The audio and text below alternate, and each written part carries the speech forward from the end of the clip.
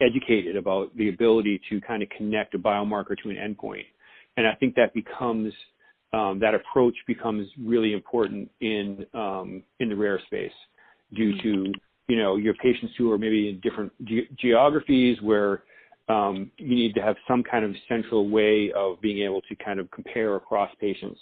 And that was a trend that was moving in the right direction, but moving slowly. And I haven't followed it recently, I'll be honest, but that's something that I would definitely be interested in. And I think could impact how one does trials going forward. Yeah. And then I think there's also, the oncology space a lot of the oncology development is happening in subsets. So, a given type of cancer can be quite broad, but once you start slicing it down into responsive or non-responsive, or you can create subsets, those end up being developed like a rare disease. They are a rare disease. They fit the criteria. So I don't know how that will impact, because there's a lot of dollars in the oncology space. And so is more and more development happening in rare oncological indications? Is that going to have a beneficial impact in terms of normalizing how we think about these different trial designs? I don't know the answer to that. That would be a trend that I'd be interested in tracking and seeing how it's broadening beyond the oncology. Mm-hmm. Yeah, and then just a little bit more generally speaking, as you think about future trends, do you expect the industry to change in any way?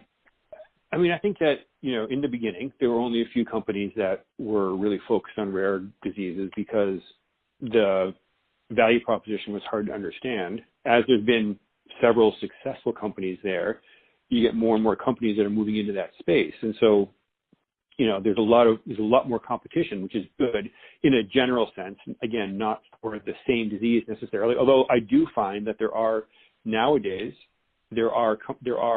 individual diseases that have 2 or 3 companies focused on it, and you can't understand from a commercial perspective how they could possibly all be successful. So there's going to be a winnowing out from one approach is going to work better than the others. That's a trend that's changing. I think that the quote unquote low-hanging fruit, even though orphan diseases can be more challenging for all the reasons we've enumerated, the easier ones have been the ones that were gone first. So the diseases that are coming in that will be the focus for the next, 10, 15 years will probably be even more challenging from a trial point of view, or an endpoint point of view, or an access point of view, where the dysfunction is happening. And, drug delivery can be a challenge for these things, getting it to the right cell type or whatever. So the easier ones, by definition, were the first ones that were addressed.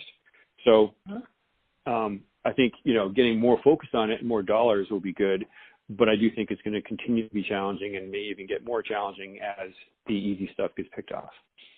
Yeah. Yeah. Speaking of interesting new areas where things are going, we have gene therapy coming into play. Mm-hmm. Absolutely. Any thoughts on gene therapy and how it's going to impact development or access? Well, I mean, so what you're able to do now, in theory, is drug the undruggable, right? That's the beauty of it.